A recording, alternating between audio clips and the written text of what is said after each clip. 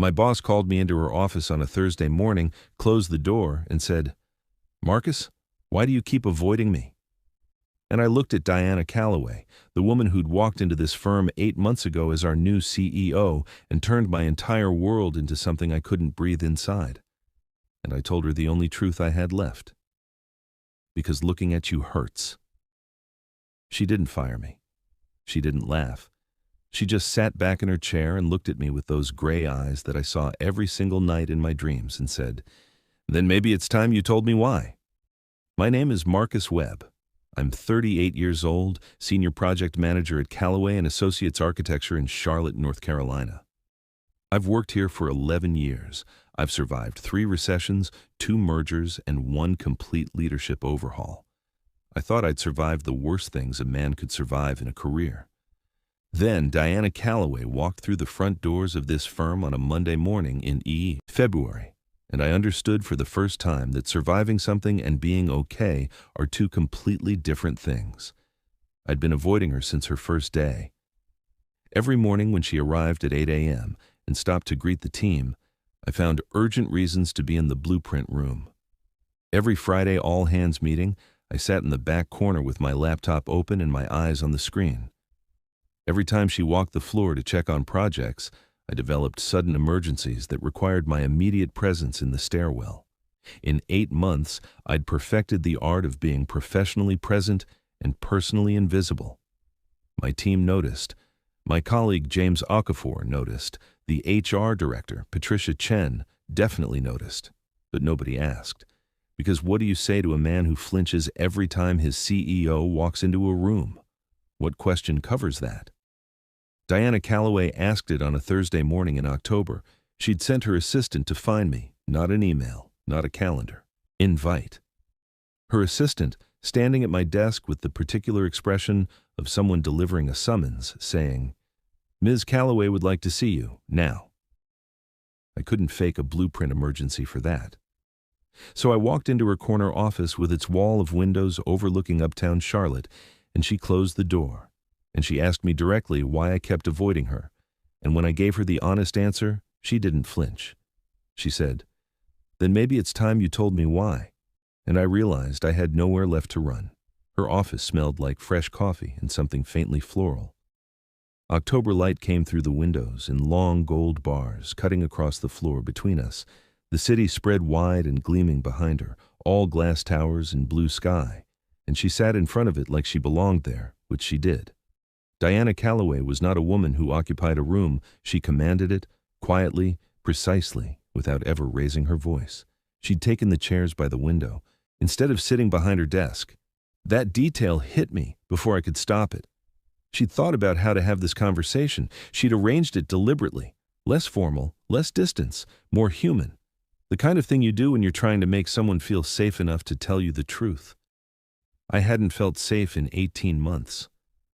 "I've worked in this industry for 15 years, she said, watching me carefully. "I know what avoidance looks like when it's about authority. When a man doesn't respect a woman in a leadership role. When ego gets in the way of professionalism." She shook her head slightly. "This doesn't feel like that. This feels personal. And since we have never had a single real conversation, I cannot figure out what I've done to you." She thought she'd done something. She had spent 8 months carrying that, assuming she'd somehow hurt a man she'd never spoken to. And that small, painful detail, landed somewhere in my chest I wasn't prepared for. "You haven't done anything," I said. "Then help me understand." I looked at her then. Really looked. Let my eyes meet hers instead of sliding past the way I'd trained myself to do, and felt the familiar sensation, the tilting, the dropping, the world rearranging itself around a face it had no business wearing. Because Diana Calloway had dark hair, she kept pulled back in a small scar above her left eyebrow and gray eyes that shifted silver depending on the light. She tilted her head slightly to the right when she was thinking, and when she waited for an answer, patient, unflinching, completely certain she could handle whatever was coming, she looked exactly like the woman I had watched the paramedics carry out of my kitchen on a Sunday morning 18 months ago. Not similar, not reminiscent, not a vague resemblance you could explain away, exactly like her. "You look like my wife," I said. Diana went still. The gold light moved across the floor between us. Somewhere far below on the street, a car horn sounded and faded. My late wife, Elena. My voice came out like something dragged over gravel. She died 18 months ago. No warning, no history. She was making coffee on a Sunday morning, and then she was gone before the ambulance arrived. I stopped, pressed through it. The first morning you walked into this building, I thought grief had broken my perception, because nobody looks that much like someone else. But you do. You have her eyes, her laugh, the way you hold your head when you're listening to someone. I looked at Diana directly, holding it this time without flinching. Every time I see your face, I see hers. And I couldn't do that and keep functioning. So I stopped looking. The silence that followed was the kind that has weight, the kind you can feel pressing against your skin. Diana's hands, folded quietly in her lap, slowly tightened against each other. Your wife's name was Elena? Something had shifted underneath her. Voice. A new frequency. Something I couldn't identify, but could feel the way you feel a change in air pressure before a storm. Elena Webb. Before that, Elena Calloway. I watched her face. I noticed the last name when your appointment was announced, but Calloway isn't an uncommon. Elena Calloway. She said it slowly. The way you say something you've been carrying in your mouth for years without ever speaking aloud. From Savannah, raised by adoptive parents who passed before she was 30, the gold light, the city, the coffee smell, everything in the room stopped. How do you know that?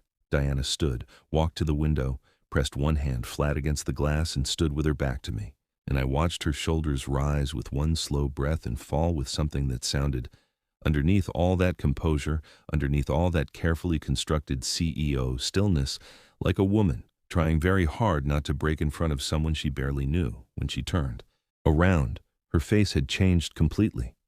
Still Diana, still composed, still precise, still the most capable person in any room she entered. But underneath all of that, cracked open, raw, and devastated in a way that looked terrifyingly familiar. Because it was the look of someone who knew this grief, not from the outside, not from sympathy or distance, from inside the same wound. Because Elena Calloway, she said, and her voice broke on every single word, like glass finding the exact pressure it couldn't survive, is my sister. I couldn't move. I want to tell you what it feels like when 18 months of grief suddenly shifts beneath you like ground that was never solid to begin with. It feels like falling in a direction you didn't know existed. Like every wall you built to survive suddenly has a door in it you never saw. Diana Calloway was standing at that window with tears running silently down her face, telling me that the woman I had loved and lost and been slowly dying without was her sister. We were separated when I was 5 and she was 4, Diana said, her voice stripped of everything professional. Our parents fell apart badly and completely. My father took me to Charlotte. My mother took Elena to Savannah and then couldn't manage. So she put Elena up for adoption. And I didn't know. I was 5 years old, and one morning my sister was simply gone. I sat there and felt the room reorganize itself around her words. I spent 20 years trying to find her, hit every wall the system builds, between separated children and the truth of where they went. She turned from the window and looked at me, gray eyes wet but steady. 3 years ago, I found her through a DNA registry. One match, one notification, one name. Elena Calloway. We emailed for almost a year before we were brave enough to meet in person, Diana said, and something close to a smile crossed her face. Brief, heartbroken, real. She flew to Charlotte 18 months ago. We spent a weekend together, the first real time with my sister in 30 years. The smile faded. She told me about you, showed me photos, said she was going to bring you next time, that she wanted to see your face when she told you. Elena had been planning to surprise me. She had found her sister, and she had been building toward the moment she could give me that gift, watch my face, say, "Look, Marcus, look what we have now." And then she came home on a Sunday, made coffee, and never got to tell me. The sound that came out of me wasn't language. It was just Grief finding a depth it hadn't known was there, dropping another floor through the dark. I pressed my fist against my mouth and sat there while October light fell across the floor between us. She never told me, I said, about any of it. The registry, the emails, you. She wanted it to be perfect, Diana whispered. She wanted it to be a moment. Instead, it became the thing that never happened. We sat in that office for 2 hours. Diana sent her assistant away twice. The city outside went from gold to orange to deep evening blue. Neither of us moved toward the lights. We talked about Elena. Diana told me about their weekend, the restaurant, the long waterfront walk, the moment late Saturday night when they'd gone quiet and just sat together in the understanding that they had found each other and almost hadn't. I told Diana the Elena she hadn't known long enough to know, the one who cried at dog adoption videos and pretended she hadn't. The one with immovable opinions about dishwasher loading. The one who hid my architecture books in random places around the house, on top of the refrigerator, behind the bathroom mirror, because she said I needed to encounter ideas accidentally sometimes. The one who made coffee with caramel and oat milk and what I'd always called excessive ceremony. Diana laughed at that, surprised and unguarded. Elena's laugh.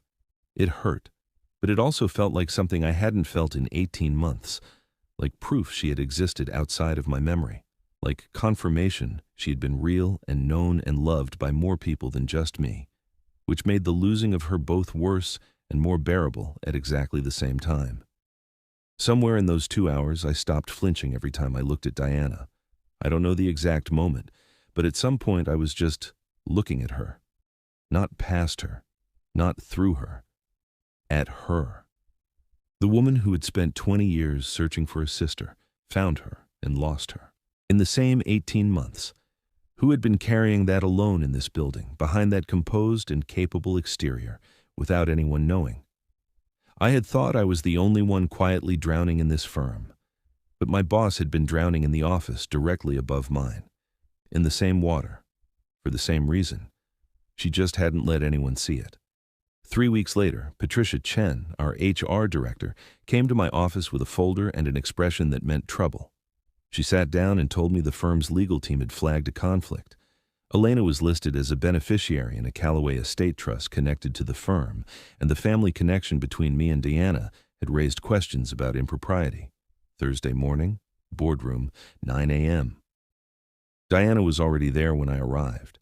Full CEO mode, suit pressed, posture straight, the particular expression of a woman who had decided to be the most prepared person in the room. The firm's attorney laid it out methodically. The family connection. The potential conflict, the question of whether my position had been influenced by an undisclosed personal relationship with my boss. Diana let him finish every word. Then she said, "I'd like to respond." And what she said next was something I will carry for the rest of my life. She told them everything. The DNA registry, 20 years of searching, 1 weekend with the sister she'd spent her whole life without. She told them she had not known Marcus Webb was her sister's husband until 8 months into her tenure. That every evaluation bearing his name had been handled by his direct supervisor and reviewed by 2 senior partners before reaching her desk. That she had personally recused herself from every decision involving him the moment she understood the connection. Precise, thorough, unshakable. But then, she said the thing I wasn't prepared for.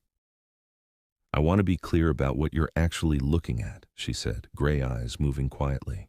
"Around that boardroom. You're looking at 2 people who lost the same woman without knowing they were grieving in parallel.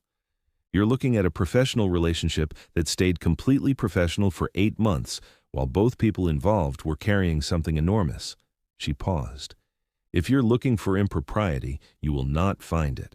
What you'll find is 2 people trying to figure out how to be family to each other when the person who was supposed to connect them isn't here anymore." Richard Hale cleared his throat. Stephen Marsh looked at his hands. The meeting ended with a standard review that everyone in that room knew would find nothing. Diana and I walked out into the hallway and stood there while the door closed behind us. "You didn't have to say all of that," I said. She looked at me the way she had in her office 3 weeks ago, steady, direct, certain. "Yes, I did. Because you spent 8 months protecting everyone else from your pain. She held my gaze. It was time someone returned the favor. If this story is reaching somewhere real inside you, if you've ever lost someone and found them again in the most unexpected form, do something right now before you forget. Hit subscribe and turn on the notification bell. Because the next part of this story is where everything finally breaks open. And you don't want to miss it. The dinner happened 3 weeks after the boardroom. Neither of us called it a date. We didn't need to label it because we both understood what it was. Two people who had been carrying the same weight from opposite ends, finally agreeing to set it down together for one evening and see what happened. Diana chose the restaurant, the same one she and Elena had gone to on their one weekend together. I understood why without asking. Some places need to be returned to with someone who understands why they matter, someone who won't need it explained. We ordered what Elena had ordered, because Diana remembered.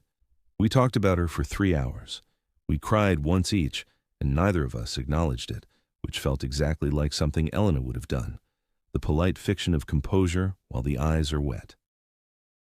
Walking back to our cars afterward, Diana said quietly, she told me she'd married someone who made her feel like the most interesting person in any room. I thought she was exaggerating the way people do about their partners. Was she? I asked. Diana smiled, and it was Elena's surprised smile, the one that arrived like it hadn't planned to. It still hurt, but differently now. The way a scar hurts when you press it, a hurt that proves something healed. No, Diana said. She wasn't exaggerating at all. 6 months after the boardroom, we sat on my back porch on a Saturday afternoon, the one Elena had always planned to renovate and never started. I'd finally started it.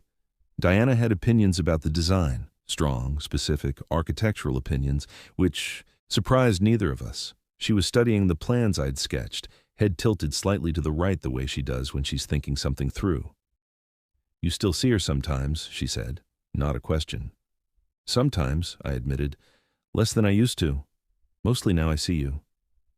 Is that okay? She asked softly. I thought about it honestly. About 8 months of flinching. About the Thursday morning in October when she'd asked me directly and I'd finally stopped running. About every conversation since, every dinner, every afternoon on this porch talking about a woman we'd both loved, about whether I was allowed to feel what I'd been feeling for months now, whether Elena, who had planned this introduction herself, who had wanted to see my face when she gave me the gift of her sister, would call this a betrayal or a continuation. Elena was going to introduce us, I said finally. She had a plan. She wanted us to know each other. Diana's eyes met mine. Gray going. Gray. Silver in the afternoon light. She just didn't plan on being absent for the introduction, Diana said softly. No, I said. She didn't. We sat in the kind of silence that isn't empty, the kind that's full of everything that doesn't need to be said yet, the kind that means two people have found a rhythm together even if they're still figuring out what to call it. A year after that Thursday morning in Diana's office, I stopped describing the way she looks as similar to Elena. Because it isn't. Not really. They share a face, yes. The gray eyes, the dark hair, the scar above the eyebrow, the laugh that arrives, surprised. All of that is shared, genetic, a biological inheritance from two parents who separated and sent their daughters in opposite directions. But Diana is not Elena. Diana is direct in a way Elena was gentle. Elena would circle a difficult truth for days. Diana walks straight through it on day one. Diana is quieter in public and louder when she's comfortable. Elena was completely the opposite. Diana takes her coffee black, no ceremony, no negotiation. Elena treated every cup like a sacred ritual, involving caramel and oat milk, and what I had always considered an unreasonable amount of intention for a Tuesday morning. They are two entirely different women who happen to share a face, a blood type, and a loss. And I love Diana for exactly who she is, not for who she reminds me of. I told her that on a Sunday morning in my kitchen, the one that used to feel like a place where someone was missing, while she was making coffee. Black. No ceremony. She turned around and looked at me, and I looked back without flinching, without sliding past, without grief pulling my eyes somewhere else. Just her. Just Diana. She put her cup down. You're looking at me differently, she said. I'm looking at you, I said. Just you. Her eyes went bright in the way they do when something moves her and she's decided not to show it. Does it still hurt? She asked. Sometimes, I said, but not the way it used to. It used to hurt because seeing you meant losing Elena all over again. Now it hurts because you matter to me. And mattering is terrifying when you already know what losing feels like. She was quiet for a moment. Then she crossed the kitchen and stood in front of me and said, Elena told me that weekend that the best thing that ever happened to her was marrying someone who wasn't afraid of the real version of things, who chose honest over comfortable every time. She looked up at me. I think she was setting us up, Diana said. I think she was, I said. Diana took my hand. 2 years now. Some mornings are still heavy. Some days I sit in the parking garage for 10 minutes before I can make myself go in. Not because of Diana, but because grief doesn't disappear. It just changes shape, becomes something you learn to carry instead of something that carries you. But I go in. Every morning I go in. Diana has a photo on her desk now. Elena and Diana together, the only photo that exists of them as adults, taken on their one weekend together, 18 months before Elena died. Elena is laughing at something off camera. Diana is looking at her sister with an expression that is pure, uncomplicated, overwhelmed joy. I put it there. Diana found it one morning and stood looking at it for a long time without saying a word. Then she straightened it by exactly 1 degree and walked to her meeting.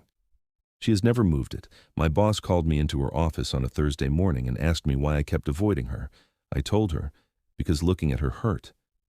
What I know now, 2 years later, standing in a kitchen that no longer feels like absence, holding the hand of a woman who walked into my professional life and turned out to be the family I didn't know I was missing, is that looking at Diana hurts sometimes. It probably always will. But it's a good hurt, the kind that reminds you you're still alive. The kind that means you're feeling something real enough to be afraid of losing. The kind of hurt that is just love with its guard down. Elena found her sister, built the bridge between us before she left. And when she left too soon to finish it, she trusted that 2 people stubborn enough to keep carrying grief this long were stubborn enough to find their way across. She wasn't wrong. My boss asked me why I kept avoiding her. She stayed in the room for the honest answer. She defended me when she didn't have to. She came back to the restaurant and ordered what Elena ordered and let herself cry once and didn't acknowledge it. She showed up. Every single time. The way the people worth keeping always do. And maybe that was always going to be the beginning of everything. Now I want to ask you something, and I need you to sit with it for a moment before you move on. Is there someone in your life right now, someone you have been avoiding, someone whose presence hurts? You, someone you've been keeping at a careful distance, who might be carrying the exact grief you've been carrying alone? What would happen if you stopped running and simply stayed in the room? Because sometimes the person who hurts you to look at is the same person who was sent to help you heal. If this story moved something real inside you, if it reminded you that grief and love are not opposites, that sometimes they arrive wearing the same face, please subscribe right now and turn on the notification bell. Because we tell stories here that don't just entertain, they reach into the places you've been keeping quiet and remind you that you are not alone in there. Every single story we tell is for someone who needed to hear it today. Don't miss the next one.